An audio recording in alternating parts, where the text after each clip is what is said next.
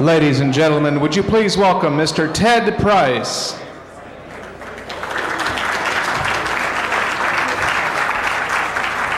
Hi there. I had the privilege of introducing our next speaker, Jason Rubin, who is the co-president and co-founder of Naughty Dog. And as many of you probably know, Jason and his partner, Andy Gavin, started Naughty Dog back in 1985.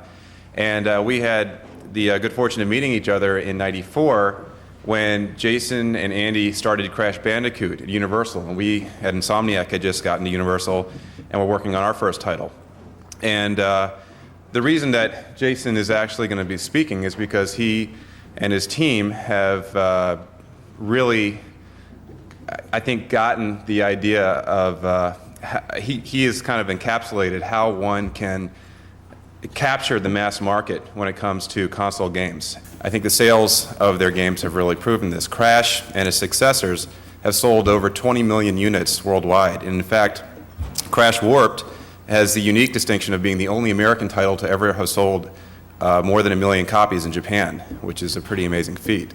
This year, Jason and his team released Jak and Daxter, which is another huge title for Sony, a flagship title, which is doing well both here and overseas and has received rave reviews. I'm sure many of you guys actually own it. The reason I'm up here is because Jason and I, actually used to work next door to each other back at Universal. And in fact, we used to trade equipment. We used to share code. And in fact, I think I still have one of your CD burners. So anyway, I have a lot of respect for Jason, and I consider him a very close friend. So without further ado, Jason Rubin.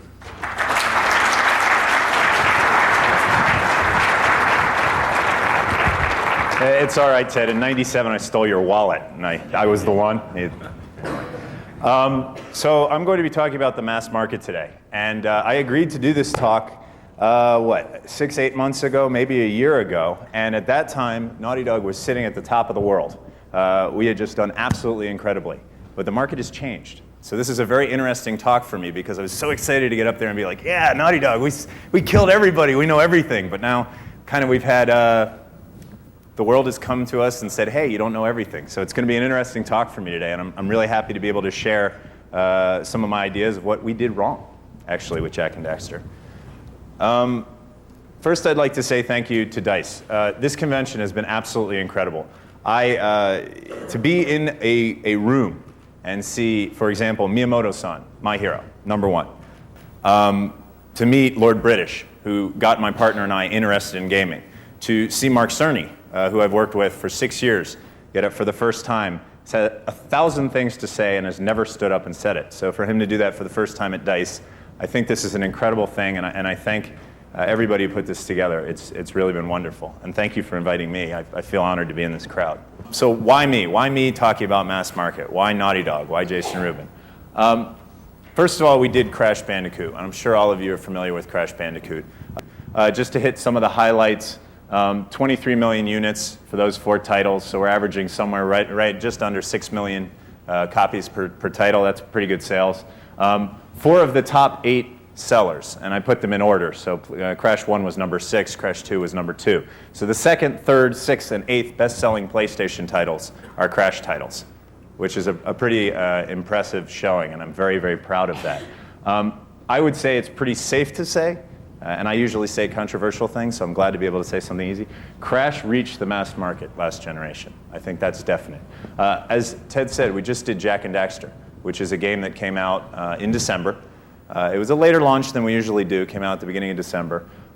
It's the first new next generation hardware mascot, and I throw so many little modifiers in there, it's almost meaningless. But what I mean by that is, this is a character from a hardware manufacturer, Sony, put out on their system exclusively with a large marketing budget and with everything that should make it the next Sonic, the next Mario, the next Crash. It's not a mascot, but it's the kind of character that should have been absolutely huge and I should have been able to stand up here and say, we did it again. We defined the mass market. We are the ones that sold more than anybody else, and we're the #1, #2, #3 best-selling title. It didn't happen that way. Our peer reception has been great. We were up for 3 awards here. I thank everybody who nominated and/or voted for us. We're perfect record. We get nominated every year and never win, so I'm happy you guys kept it. Knowing that, being in Vegas, I bet against us and won, so it's really good. So the peer reception's been great. I think it's a pretty good game. I feel pretty comfortable that I did my job as a game developer, putting out something that I feel good with. It's not perfect. I certainly know we made mistakes, but I feel pretty good about the game. So why is the consumer response less? And let me say that we've sold more than 1 million units through by today, worldwide, and we're at 1.2 million shipped in. So we're not talking about a failure by any means. And I'm sure people out there are saying, oh, that's not good, but we thought we were going to have another crash. And so far, we haven't had another crash. So the question is, why? What changed in the mass market? And so I'm kind of happy to be up here to be able to discuss the difference between Crash and Jack and Daxter. All right, first we're going to define the mass market. My definition of mass market is very simple, sales. So it's really easy to look at a Trist report and see how you're selling and what defines a mass market. But the interesting thing is to get on the top of that Trist, you have to have done the following things. You have to have been on a mass market hardware. You could make an absolutely kick-ass Dreamcast title, and there were many kick-ass Dreamcast titles, but you couldn't hit the mass market because not enough people had the hardware. So you have to be on a mass market hardware. You have to have crossed genre boundaries. If you make a fighting game and it doesn't sell to the sports fans, you're not going to get past that fighting game crowd, and you're not going to be able to hit the huge numbers. Crash was successful, in my opinion, not because it was everybody's first choice, even though it was the second best-selling PlayStation title, because it was everybody's second or third choice. I'm a fighting game guy, so I bought Tekken. But I also picked up Crash because it's a good game, and it's the kind of thing that I like, even though I'm really a fighting game guy. So you really have to cross those genre boundaries and get people from other genres interested in you. Madden, as a football game, I think does well because people who don't necessarily like all sports games pick up Madden. You must have overcome age preferences. This is also important. If you made a game for kids, really for kids, adults don't buy it, and you've put yourself in the kids' niche, you can do well, but that doesn't necessarily mean you're going to have the sales that'll make you mass market. Likewise, if you sell only to adults, you're not going to be able to hit the kids, and you're not going to be mass market. The fact that Grand Theft Auto has sold as well as it has tells you kids are playing it, flat out. It could not have sold what it sold on the PlayStation 2 if kids were not playing it, and I mean 7-year-olds. So they've hit everybody at this point. And I'm going to give you a quote on that later. And you have to have excellent word of mouth. No matter how good your marketing is, word of mouth is going to sell a game to mass market. There is a limit to how well you can do based on the name, based on the marketing plan. All right, so a couple really quick notes I'll go through very quickly. I always like disclaimers. The views of this speaker. I am talking on my own behalf. I say a lot of different things, and this is not Sony Computer Entertainment speaking to you today. I do work for Sony, but this is my own personal views. I'm going to focus on the console market. If you're a PC guy, I think you can hit the mass market on the PC still, but I'm going to focus on console because that's where I think the bigger audience is going to be. Certainly PlayStation 2 titles are outselling, on average, right now, the PC market. And if Xbox or GameCube do really well, I would say the same thing will probably happen. I'm going to use a lot of United States PlayStation and PlayStation 2 demographics. You can do the same analysis with different territories. My company's done very well in Japan. What I'm talking about today doesn't take into account the Japanese market. It's very different, but unfortunately I don't have time to go into all of the different markets and how you would change things for all the markets. So think of not necessarily numbers, but what I'm talking about today and how you might apply that to different cultures. And most of the stats that I don't give you who I got it from, that's from Sony Computer Entertainment internal polling and or their internal numbers. Okay, so what can I do today and what can't I do today? What I'm not going to do is tell you this is the mass market. Because when I was working on Crash, I thought I could say, here's what you got to do a mass market game. The mass market has changed since the Crash days, and I don't know where it's going. So I'm going to talk to you today rather about where the mass market might be going, talk to you about some of the things that are impacting the mass market, and then we can together, or individually later, predict each of us on our own where exactly that mass market is going. And you might be right, I might be wrong, but let's together today kind of discuss where the mass market might be going. All right, the key here is that the video game mass market is changing. Vegas, if you walk around, is very mass market driven. They are very good here at catering to everybody, and yet they don't have the same game plan year after year. You just heard from somebody intimately working in the video game, in the Vegas market, that it used to be adults, then it went kids, now it's back to adults, the focus in Vegas. Likewise, the same thing happens in the game industry. Believe it or not, we change radically, and you can change overnight. There's 6 billion potential gamers. Wow, that's a really strong statement. Almost none of them have played games. And what I think you'll see over the next few years is as technology democratizes, as globalization moves televisions into a village and they have one television, they'll want a DVD player. They'll get a DVD player. It might be hooked up to a PS2 or an Xbox. They'll play DVDs. They'll also play a couple of games. You'd be shocked. You go to the end of the earth and you'll find PlayStations. You'll find game consoles. The European territory now composes of over 80 different countries.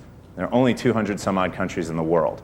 So you're talking about a significant base of direct sales by Sony into countries, and other countries import on their own. So games are going everywhere. The thing is that as we go into these bigger markets, we don't get an even dispersion by sex, by age, by preference, by internationality. So for example, it's not like you can say the video game market today is 15% women.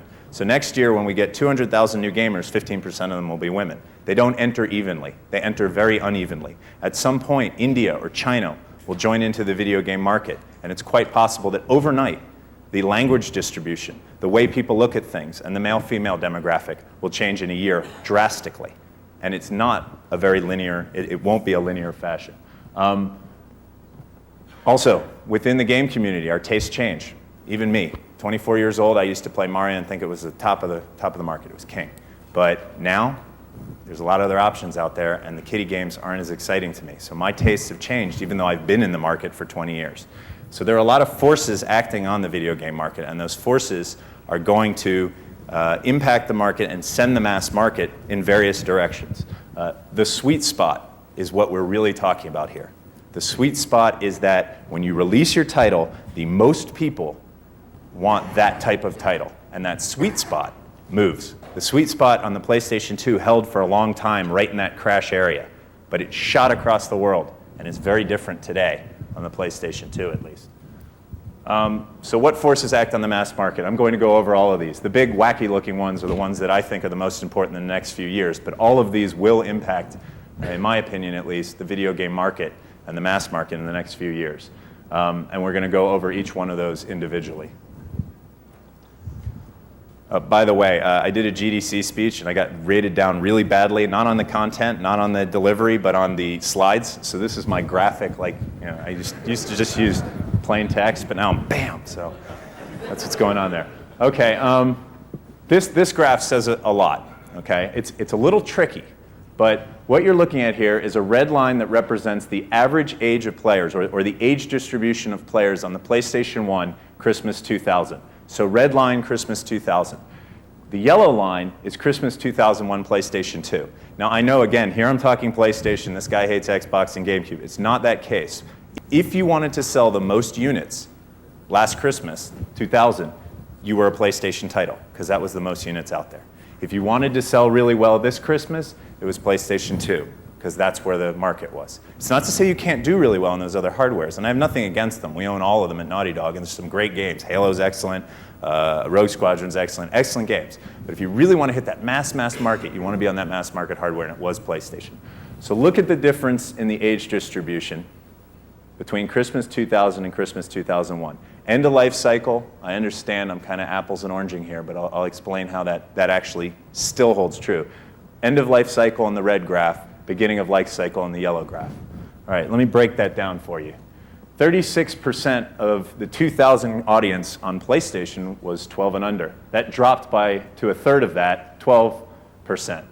So in other words, you could sell to 1 in 3 users if it was a kid's game. And then 1 year later, you can only sell to 1 in 10. 39% were 18 and over. That's actually a pretty high statistic at the end of the PlayStation market. Think about that. I don't know that Lieberman necessarily knows that. What he definitely doesn't know is that 60% of the market on the PlayStation 2 right now is over 18. Well more than half. 18-year-olds can watch X-rated movies, remember that. So they have the choice, legally, across all medium, of buying into anything. 60% of them are over 18. The average age, you can see the massive difference there.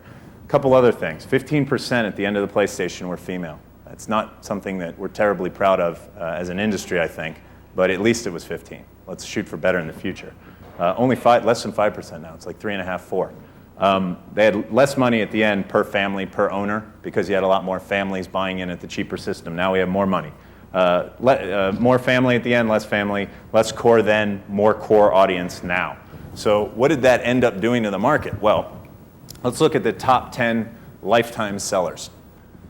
Gran Turismo, Crash, Gran Turismo, Spyro, that's Ted's title, Crash, Twisted Metal, Crash Team Racing, a lot of character action games. You know, Crash, Spyro, Crash, Bug's Life. Good number of character action games up there, really cute characters. Now let's look at PlayStation 2, 1 year later. Now, the key here is that even though it's end of life cycle, beginning of life cycle, you're dealing with a one Christmas difference. And as a gamer or as a developer targeting that Christmas, you have to realize that your market is shifting overnight. PlayStation 2, Grand Theft Auto 3, quite different.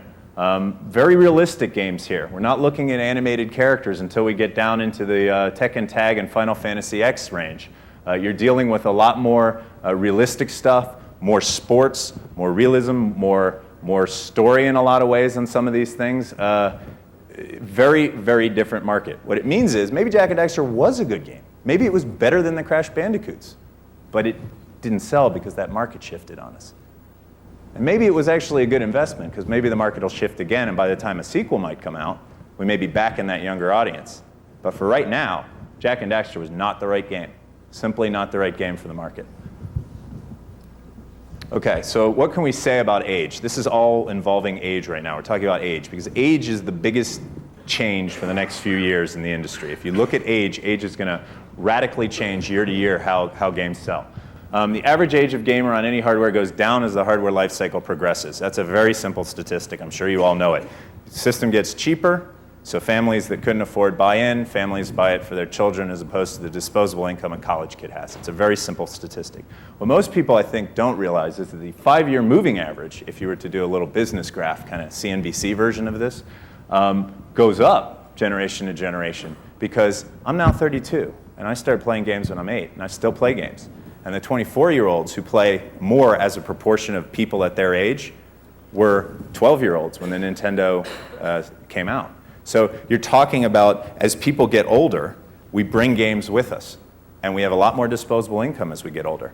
So we buy into those systems earlier, we buy more games, and we have much more specific demands.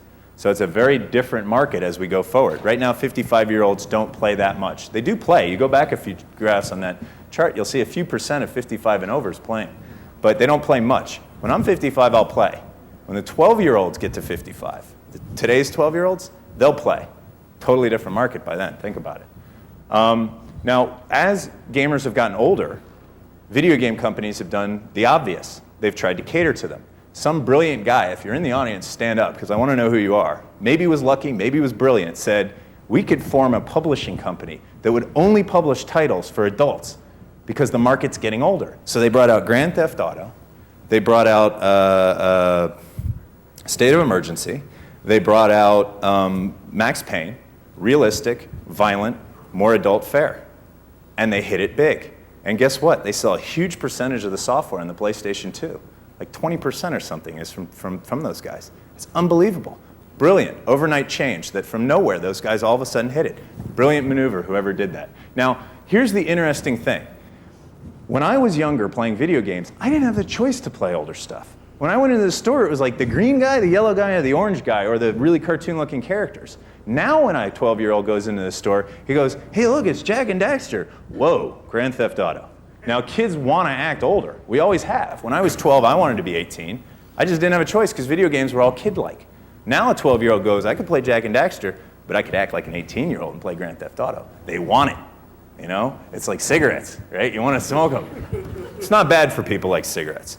But it's that thing where you're like, whoa, I can act older. Now, once they get addicted to these games, once they get the cigarettes, they're not going to want to give them up. So even as the age goes down potentially over this generation, those younger players are 7 years old, they're still going to want these violent games. I mean, Amy Blair, who's my marketing director, did an interview with a couple seven-year-olds about Jak and Daxter. Like, it's a great game. We had a lot of fun playing it. But I think it's targeted at a younger audience. It was 7-year-olds. 7-year-olds. Who's it targeted at? Barney age? They can't use controllers. But those kids now want to act older. And they've been given the opportunity. And guess what? They're buying those games. So it may be that even though the age comes down this generation, the market doesn't come with it.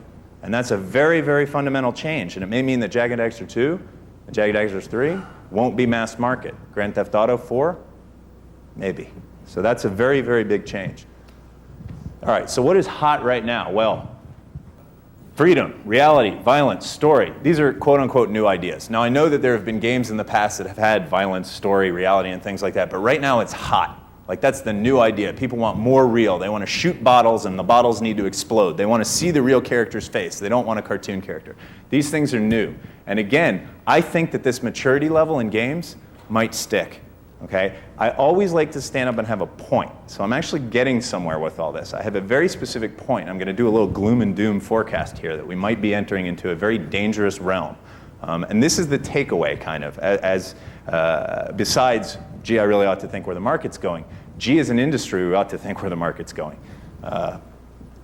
Okay, let's look at what all of this older game stuff really meant. It meant I've shaded out what I call sports titles. You can slam a guy into the glass in hockey, and that's an E game because sports are not violent. But if you lift a sword, you're a T game because swords are violent. So sports games kind of don't count, all right? That's my personal opinion when it comes to the ratings. So I've taken them out. Look at what we've got on the PlayStation. First of all, you can see obviously less sports games, but E-E-E-E-T-E-T-E. Now let's look over on the PlayStation 2. M-M-T-T-T. I think it's pretty obvious. I think it's really obvious what's going on there. By the way, I do want to make a note. Somebody's going to go look up the first year PlayStation 1 average age of owner, and they're going to find that the PlayStation 1 is even older than the PlayStation 2, which would make my graph that I showed you a few back kind of iffy, right? Because I kind of picked apples and oranges instead of apples and apples. The difference is that if you look at the games that came out for the PlayStation 1, they still didn't have that ultra-violent content. So yeah, the older audience was there, but they were still buying, in my memory, Wipeout, Fusion,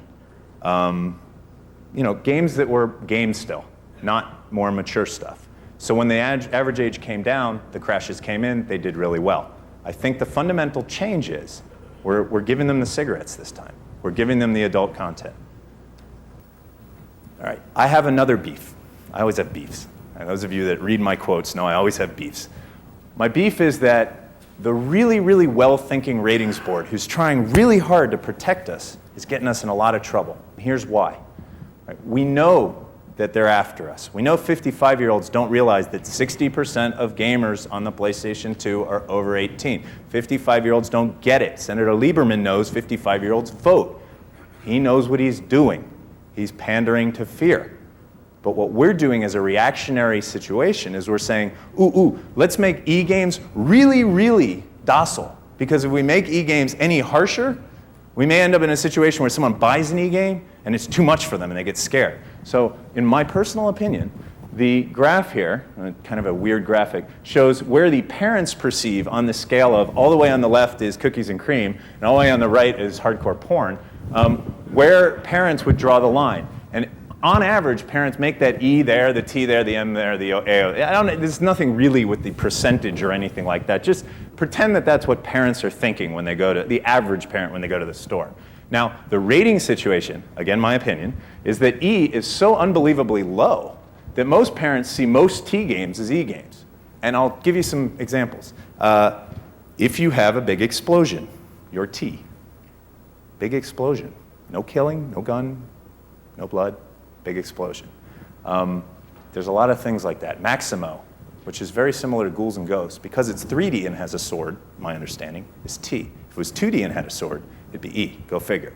But Maximo is not a game that most parents are fearful of. So what's happening?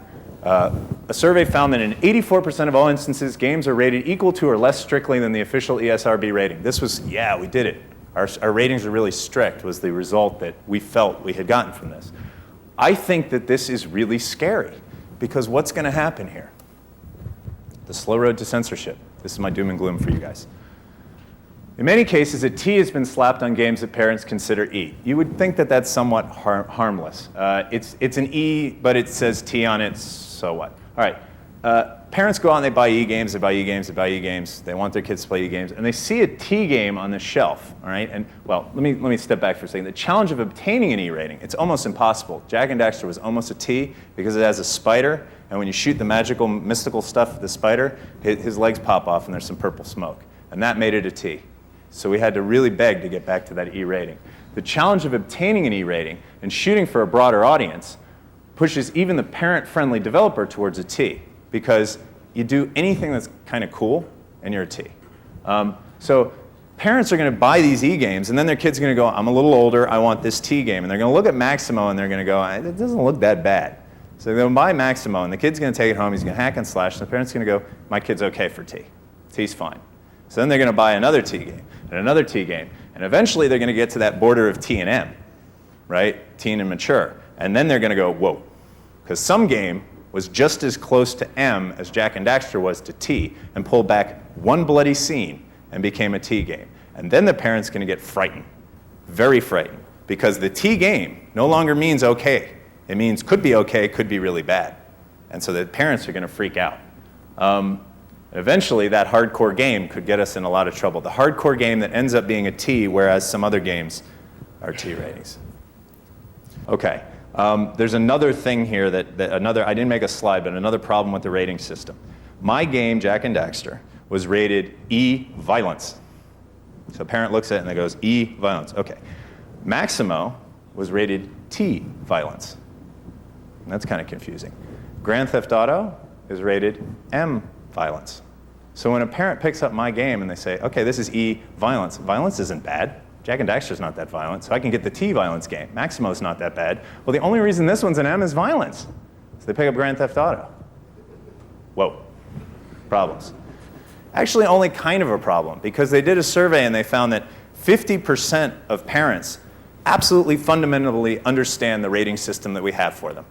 They can sit there and say E is for everybody, T is for teen. I mean, it's like PG-R movie. They understand it completely, and only half of them actually use it. Half of them only half of them use it. So the other half just don't care. Flat out don't care. The other half kind of understand it. Most of them probably don't use it either. So you got a lot of kids out there who are getting Grand Theft Auto into their house. And the rating system is partially to blame. Parents are partially to blame. Don't anybody quote me saying this is our fault. Parents are letting kids get Grand Theft Auto in the house. My mom, regardless of how bad the rating system was, regardless of what it said on the box, would not have let Grand Theft Auto into my house. She knew movie to movie, regardless of what it said, what I could see and what I couldn't, because she was really careful. So what I did as a smart kid is I went to my friend's house who had a parent that didn't care. And by the time I was 13 years old, I was watching Super TV, which those of you who grew up in D.C. now know as porn.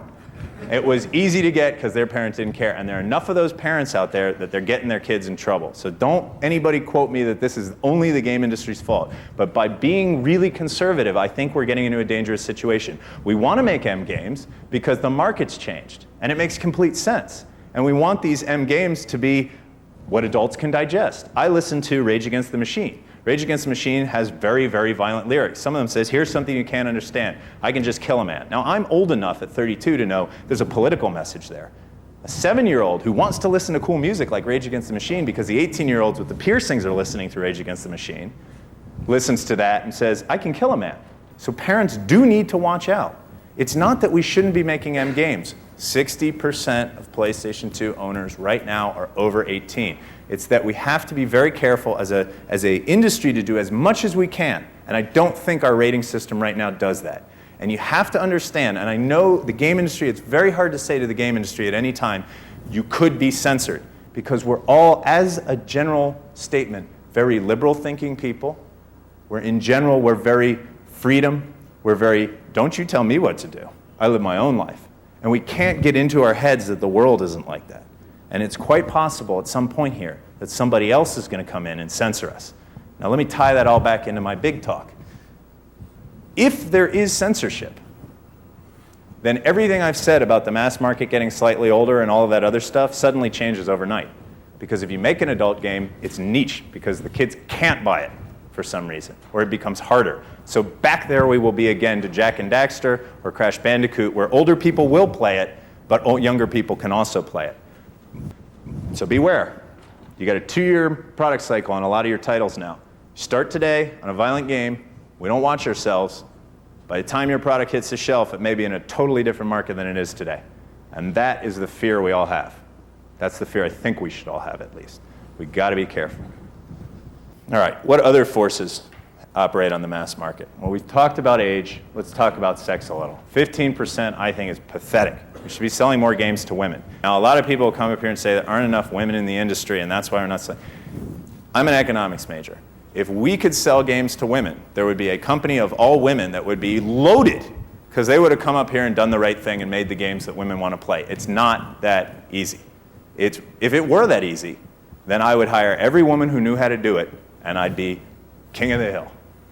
It's a big market out there of women that could play video games. Think about it. It's not that easy. It's also not easy as slapping Barbie's head on something. That obviously didn't work. They've tried that too many times. So when would women potentially get into the game industry? Well, I think they will. And I think they will play games. And I think fundamentally, women have absolutely as much interest in gaming eventually as men do now. What I think is going to change is that we're going to go online. We're going to go broadband. And when we go broadband, we're going into, some people sometimes say, well, it's the technology. Women are into technology. More than 50% of online users are women. They get the technology. They're out there forging the internet for us. Believe me, women get it. And when games go online, when game systems go online, women are going to say, I could upgrade my PC, or I could go out and I can get this next PlayStation, Xbox, or whatever it is for a lot less. So they will. Not to play games, but to get online. Because with HD TV and the broadband and everything else, it's going to work pretty well as an online system. And then somebody smart, maybe women, maybe a whole company of women is going to say, let's make a game for these women. Maybe it's solitaire. I mean, not to offend, but maybe it's something really subtle, but it has a little bit more of that chat room online, what women like right now. A little bit more social, and it'll hit big. And then someone else will say, hey, here's another thing that we can do with a little bit more targeted towards women, and it'll hit big. But I think online is important, and the reason I think online is important is because I believe fundamentally that women are more social, and they look at video games, and if I ask women, and I have for years, why don't you play games? They say, I get nothing out of it. I sit in front of it, I play it, it's not interesting. But as soon as there's a little bit more interaction with other people, I think it becomes interesting. And I think women are very competitive. I do believe that. And I think once you get into a situation that interests them, that women will come, and they'll come quickly. So that'll be a very big market change, and it could happen very quickly. So watch out for it. And I think it needs online, so a couple years before that happens. Nationality, I'll say it again. A third of the population of the world is Chinese or Indian. Very smart people there, very hardworking. They want to get into globalization bad. When they do, when they get the TV, when they get the game system, very quickly you're going to see, overnight, new localization problems, new market, new beliefs. I worry right now about offending somebody in Saudi Arabia. I think, Ted, this is true. Tell me if it's not. Spyro the Dragon does not sell in Saudi Arabia in the Saudi Arabian office because it's a dragon, and dragons are fantasy, and fantasy is outlawed. I believe that's the case. What's that? I think we did sell in Saudi Arabia. You did sell? Okay. But that kind of thing happens. I could swear that they had a hard time with Spyro, and Crash, because he was a bandicoot, wasn't a problem. It's an anecdote. But that kind of thing happens. There's nothing funny about that. People have different beliefs. Japan has a fundamentally different belief system than the United States, different culture, different upbringing. You can do something that's perfectly okay in America that would offend someone in Japan, and vice versa. So, all of a sudden, we're going to have to deal with Chinese, Indians, cultures that you never would have thought you had to deal with will all of a sudden be buying video games, and we are going to have to deal with it. And the mass market, again, will change because there will be a lot of buyers in China.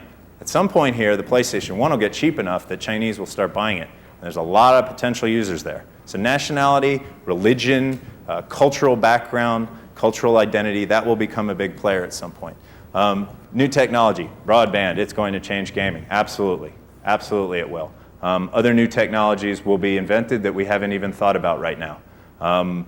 It's quite possible that TiVo will revolutionize gaming. There's a lot of things that are going to come out of nowhere, and all of a sudden, overnight, the mass market's going to change yet again.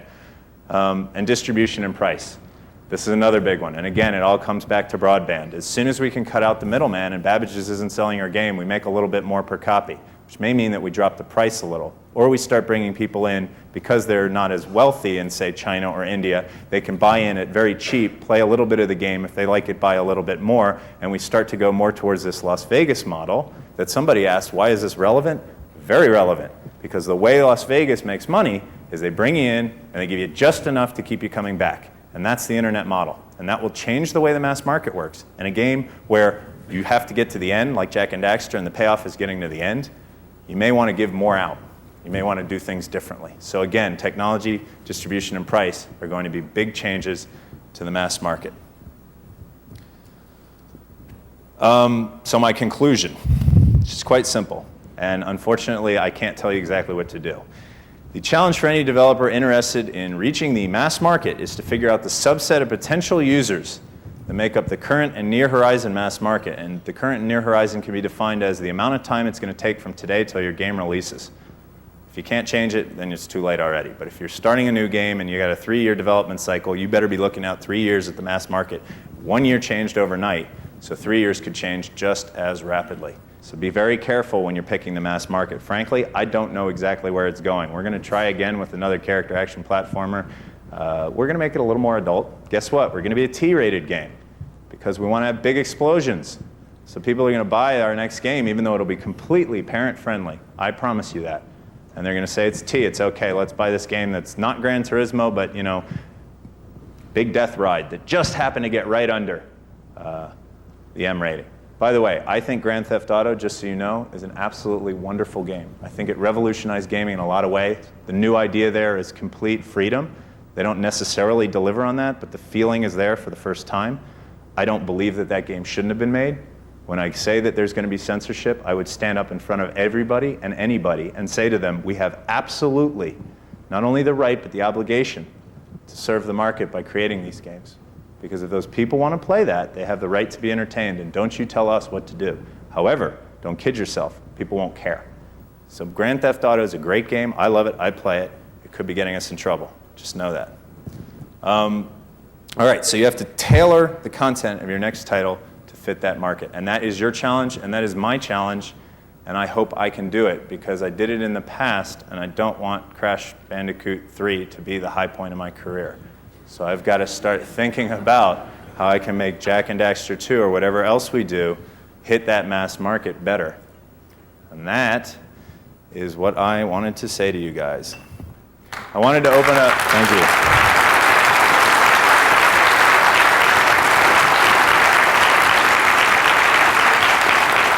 So I believe I've ended rather early, and I hope that that is going to spawn a lot of questions because I've said a lot of stuff and I want to make this an open forum. So if anybody wants to step up to the microphone and give me a question, Ted's going to do it.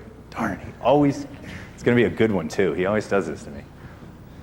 Well, you and I have made a living from making mascot-type action platformer titles. Right. And what do you think the future is for these types of games? What's going to change? It's a good question. Fighting games at one point were the center of the universe.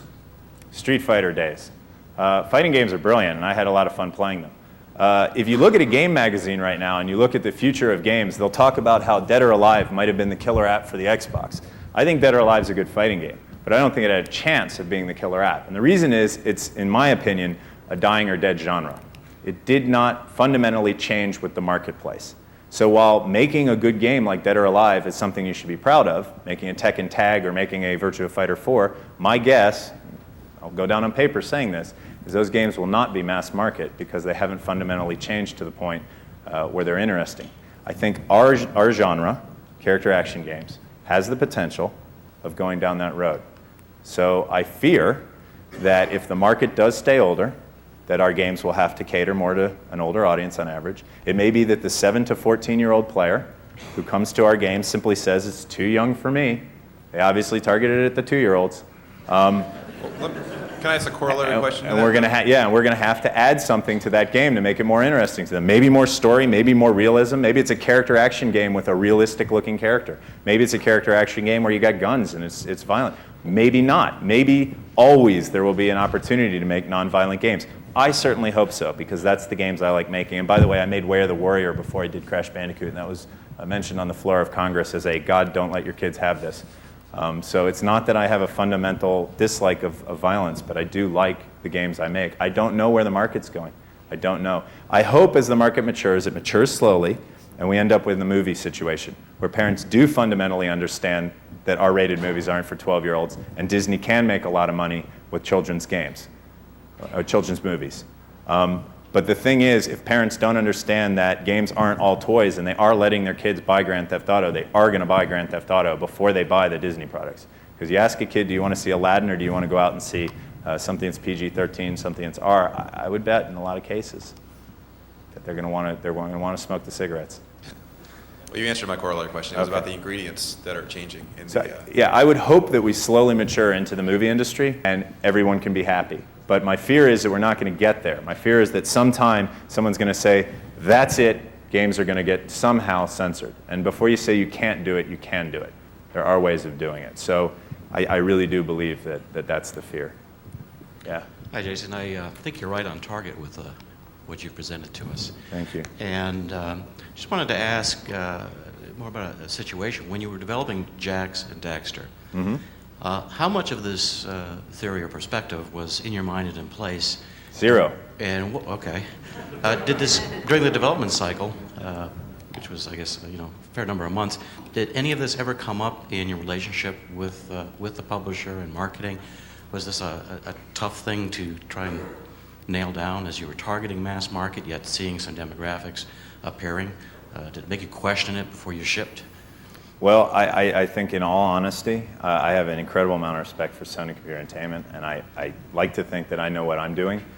Like I said, if you go back and you look at the PlayStation 1 launch, older people bought it first because it was an expensive hardware. But at the same time, we didn't have Grand Theft Autos coming out that were massive hits. We simply didn't. So I think it took us all by surprise. I went into this thinking that Jak and Daxter was going to come out and it was going to be mass market.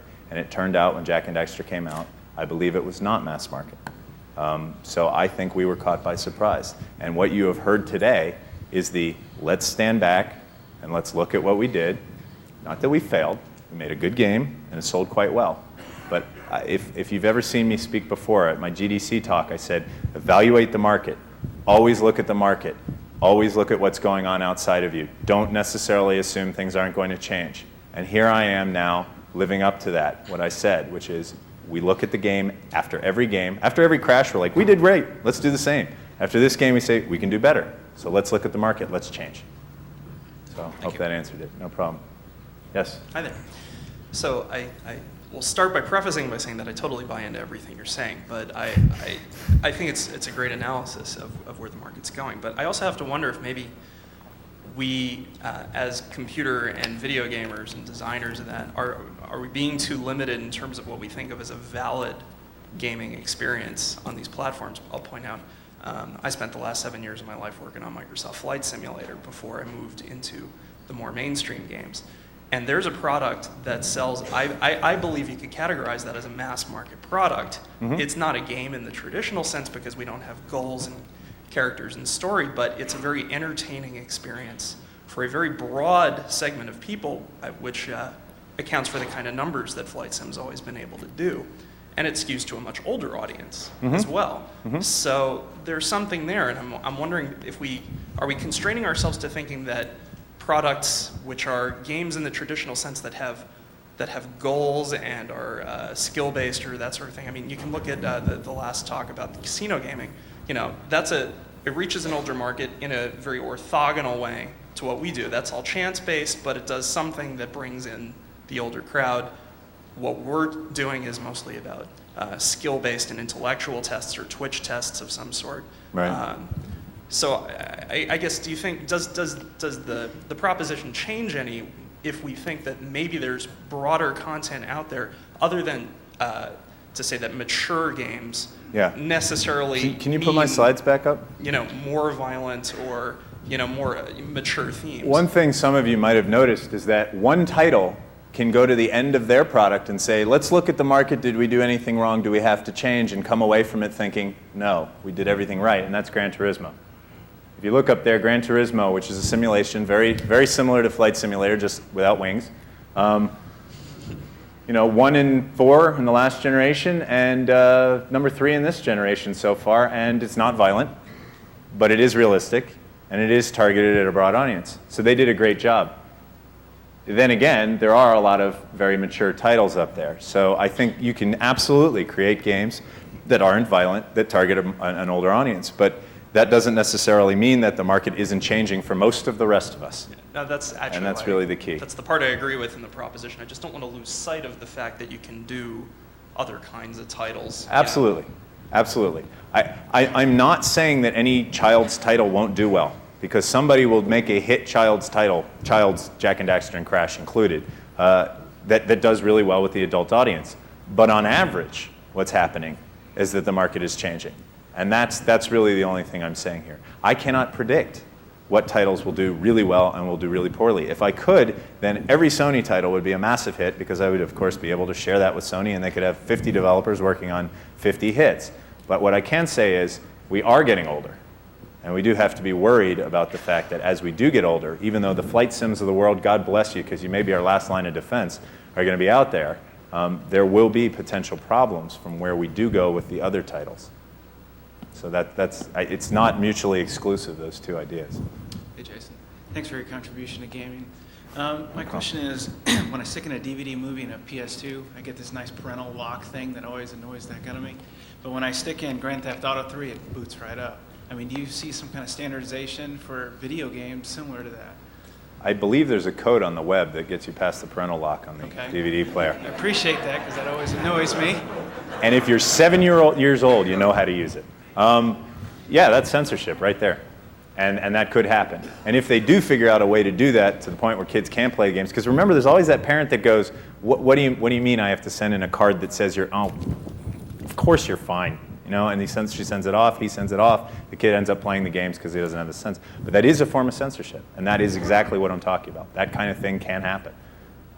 Maybe it should happen. I'm not here to say censorship may necessarily be a bad thing, but it frightens me for a lot of reasons. One, it could happen suddenly, and half of our games out here could suddenly have a different market. That frightens me. And two, we don't control it at all. And in theory, we should partially be able to control our rating system. It really seems like you could lure parents in that way by saying this box can allow you to control what your kid plays. Instead of like, oh yeah, he's going to borrow Grand Theft Auto from his friend and put it in his system. Oh, I know he can't play Grand Theft Auto in this box. Right. The problem is, locally, 55-year-olds don't, on average, understand games. And even though every parent that would care about what their kid's playing might use that system, some parent won't care, and their kid will kill. And that kid will be on the news, and everybody else's kids will not be on the news. And the 55-year-olds who vote will see kids killing because of games. And you still could end up in a bad situation. It's a very frightening thing, the way the media works. It's not necessarily the majority of kids going bad because of this. It's never that. I like I said, I started watching really nasty stuff at a young age. And I'm here. I played video games. I haven't killed anybody. It's that bad kid, the bad seed, the one that gets you in trouble. Hey, Jason. Dave Lewis with GameSpot. Good session. Thank you. I have a wife and 2 daughters, so I probably have more buying and market research on women's behavior than my wallet cares to admit to. But I want to share a couple things. The question I'm going to ask you is, what do you think we should be doing better or different to attract more women to gaming? My daughters are 6 and 4, and my 6-year-old, I brought home Tony Hawk 3 and SSX, and I can tell the group, Tony Hawk was great for her. That was her first game, real console game, because she could skate doing nothing. And women, at least the women in my life, seem to need a sense of accomplishment. When I tried her on Sonic years ago, falling off cliffs and failing, constantly failing, was like, nope, I don't like this game, Daddy. This is bad. And so Tony Hawk was really good for her because she could immediately have some sense of accomplishment. SSX was even that much better because there was a goal. When she got down the hill and crossed the finish line, is like, oh, I accomplished the game. So she could ski down, doing nothing, and win. So here's where I'm a bad parent. So one night I've got my daughter down and I take Grand Theft Auto and I put it in, and she's up a little bit late. And there he is. What are you doing, Daddy? I completely ignore the ratings, by the way. I'm the rating system. But you understand them. Yeah. So I brought Grand Theft Auto home and put it in, and she sneaks down one night for some water, but she really heard the game playing. She said, "What are you playing, Daddy?" I said, "Oh, it's a driving game." And she said, "Oh, that looks fun. Can I play it?" And I'm like, "What's Mommy doing?" She's upstairs. So, okay, you can try it out. So she's driving around, and I actually really wish that I had a way to turn off the blood, to just set it so that she could drive, pick people up, move around. And when I was watching, I go, the Grand Theft Auto for girls should probably be shoplifting, where they could go to stores and just steal clothes and get away with it and keep dressing up. So take that and run with it. But anyway, so that's some market research. But I'm curious to know what you think we could be doing differently. And I do feel that they need a sense of accomplishment, and games is the big thing. It's a funny question because when you, I was an economics major, so I believe in the market. And when you fundamentally think about it, if Coca-Cola only sold 15% of its product to women, Coca-Cola would not be sitting around saying, what can we do to sell to women? Coca-Cola would figure it out and they'd be selling to women. Like that. If it was as easy as marketing to women or as easy as making it taste a certain way, they would do it because that's the way the market's driven. The fact that so many people have tried to make games for women and we failed tells us it's not so easy in our industry. So what can we do? I don't know. Should we try? Absolutely. Why? Not because of any injustice in the world. If women don't want to play games, they don't have to play games. There's no sexism going on here in the sense that we're trying to keep women out. If, again, I will state, any woman here knows how to make games for women, or any man here knows how to make games for women, there's a huge market out there. Go do it. So I think that sometimes somebody, certainly an EA, for example, a big company with a lot of R&D budget, will try and try and try because they see that market there, and eventually they'll hit it. So if you want to make games for women, join one of these companies that's doing it, because they are out there and they are trying really hard. It's not the lack of trying, it's the lack of success that's our problem. Really, when you think about it, because again, if anyone succeeds, they're going to be rich. So what can we do? Join a company that's making experiments. You'll probably fail. I don't understand why, but so far we've been, Barbie games didn't work. All social games didn't work. How many things have we tried and they don't work? I think online is a unique opportunity, in my opinion, for that to change. Until then, bang your head. Go for it. Go do whatever you can, and maybe you succeed, and if you do, you'll be up here next year, and everybody else will be listening to you, because you'll have hit a market that's absolutely massive. Yeah, I'll add two more things, then turn it over. On the online stuff, the other night we did the online stuff with Neversoft and Activision for Tony Hawk. So I set that up, and I let her try the online gameplay, and I said, so do you like playing by yourself, or do you like playing over the internet with other people? And she goes, Daddy, I like playing by myself. And I said, why? And she goes, I have to chase people. And again, it's work for her. She couldn't just play the game. But that's playing Tony Hawk. Right. We're going to have one more question after this. Now, playing Tony Hawk is still a game. And playing Tony Hawk against directly other people may be the wrong way of going about it. But when there is a Tony Hawk skate on your own, no competition, and then Tony Hawk's room of talking to people, maybe women will get more interested because it'll become social. And I know that's very stereotyping there, but maybe that's one way. Maybe something in between that, where you're talking to characters as you're going around, will make it more interesting for women. I know that it sounds like, that's a very specific way of looking at women, but the thing is that so far we've failed miserably. I'm giving you one thing that might work. If it doesn't work, I'm completely wrong, that's fine. Everybody else has been completely wrong up until now, so I'm perfectly happy joining the long list of people that haven't gotten it right. But it may be that that's the magic ticket. Not the multiplayer, but the communication. If you go to www.facethejury.com, you'll see a very interesting thing going on online. Good-looking people giving their pictures onto the web so that people can rate them. That's the face the jury part. Irrelevant. The chat room that comes out of that, I'm, by the way, not on facethejury.com. The chat room that comes out of that, the ability to see so-and-so is online and go talk to her and put her on your favorites, it's a dating scene. It's a hardcore dating scene. And I have friends that are dating women that they met on facethejury.com. Women are doing that.